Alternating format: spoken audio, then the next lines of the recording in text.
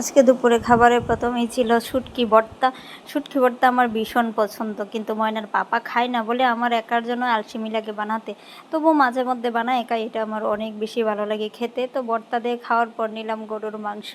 আর গরুর মাংস তো সবসময় খেতে ভালো লাগে। ময়নার পাপারও খুব পছন্দ গরুর মাংস, আমারও ভাল লাগে। যদিও আমার সবথেকে বেশি পছন্দ হাঁসের মাংস, কিন্তু গরুর মাংসটাও অনেক ভাল লাগে। তো আমি সুন্দর করে তরকারি নিয়ে নিলাম অনেকটাই, আর বেশি করে আমি চর্বি নিয়ে নিলাম। চর্বি দিয়ে সুন্দর করে মাখিয়ে, আর লেবু আর পেঁয়াজ তো সবসময়ের মতো থাকবে, এগুলো ছাড়া তো চলবেই না সালাদ। আর আমি প্রথমেই পুরো ভাতের সাথে একদম লেবুর রস ভালো করে মাখিয়ে নিই, এভাবে আমার ভালো লাগে। পুরো রসটা আগে মাখিয়ে নিয়ে তারপর আস্তে আস্তে করে খোসাটা খাই।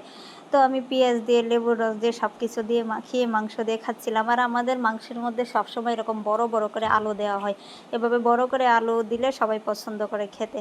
তো আমি একটা আলু নিয়ে নিলাম, আলু দিয়ে এবার মাখিয়ে তারপর একটু একটু করে মাংস খুলে খুলে নিচ্ছিলাম। আর মাংসটাও একদম সুন্দর সিদ্ধ হলো, একদম দরার সাথেই খুলে আসতেছিল। তো মাংস দিয়ে খাওয়ার পরে লাস্টলি নিয়ে নিলাম একটু ডাল। আর ডালটা আমি সবসময় একটু ঘন করে রান্না করার চেষ্টা করি, কারণ আমার পাতলা ডাল পছন্দ না। তো ডাল দিয়ে খাচ্ছিলাম, আর সাথে একটা হাড্ডিও নিয়ে নিলাম, যে এটা পরে খাওয়ার শেষে আস্তে আস্তে বসে বসে সময় নিয়ে খাবো। এই তো আলহামদুলিল্লাহ।